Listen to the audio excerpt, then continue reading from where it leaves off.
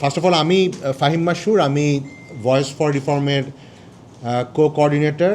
আমার সাথে আজকে জয়েন্ট সঞ্চালনা আমরা কমনলি মানে মডারেট করব, myself and doctor Shafiqur Rahman, executive director of brain.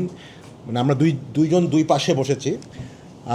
আমাদের সাথে আরও উপস্থিত আছেন ডক্টর রাশেদ আল মাহমুদ তিতুমির, আপনারা ওনাকে সবাই ওনাকে চিনেন, professor, Dhaka university, development studies. Doctor Dilara Chowdhury, she is a well known political analyst. Doctor lieutenant general অবসরপ্রাপ্ত Aminul Karim, he is a very well known security analyst. আমি ওনাকে রিকোয়েস্ট করব একটা পর্যায়ে ওনার ব্যাকগ্রাউন্ড সম্পর্কে আমাদেরকে আরও একটু আইডিয়া দেওয়ার জন্য। ডক্টর মোবাশ্বের হাসান, আন্তর্জাতিক সম্পর্ক বিষয়ক গবেষক, and he is also in academic field, he is living in Australia currently.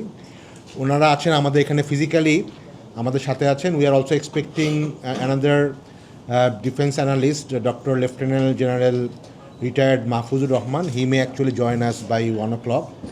আমাদের অনলাইনে আছেন John Denny Lewis. He is kind of ex-diplomat. He worked for quite some time in US Embassy in Bangladesh, and he has keen interest on lot of security issues. John will be actually setting the context for today's discussion, so he will be the basically first speaker.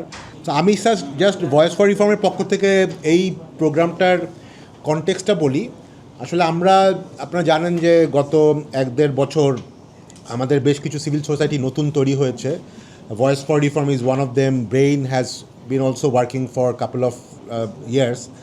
তো আমরা normally গত 2024 সালে এবং 25 সালে we were very focused on lot of important reform issues, particularly in constitution and few other like reforms, including administrative reforms, police reforms, judiciary reforms, and all those things.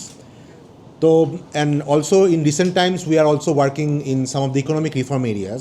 But আমাদের কাছে মনে হয়েছে যে আগামী যে আমাদের ডেমোক্রেটিক ট্রানজিশনটা হচ্ছে সেটার একটা বড় অ্যাসপেক্ট হচ্ছে আমাদের for protecting our national security. এখন ন্যাশনাল সিকিউরিটি বলতে যে শুধুমাত্র আমাদের মানে টেরিটোরিয়াল সিকিউরিটি সেটাই ইম্পর্টেন্ট না, এটার একটা বড় অ্যাসপেক্ট হচ্ছে আমাদের ডোমেস্টিক সিকিউরিটি। আমরা জানি যে গত 1 মাস আমাদের খুব টার্বুলেন্ট সময়ের মধ্যে দিয়ে গেছে। অফকোর্স লাস্ট 1 ইয়ারই আমাদের একটা সময়ে খুব সেন্সিটিভ টাইমে ছিলাম, বাট ডিসেম্বরে we had very big few security issues I would say. আমরা আমাদের চোখের সামনে দেখেছি যে হাদির মতো একজন July front runner actually was assassinated.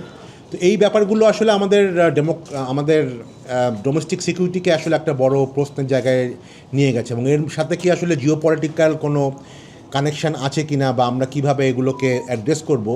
Frankly আমাদের গত 15-20 বছরে আমাদের বিভিন্ন ইনস্টিটিউশন যেভাবে ধ্বংস হয়েছে তার মধ্যে একটা বড় জায়গা ছিল আমাদের এই ডোমেস্টিক সিকিউরিটির ব্যাপারে আমাদের ইনস্টিটিউশনাল ক্যাপাবিলিটির অবক্ষয়।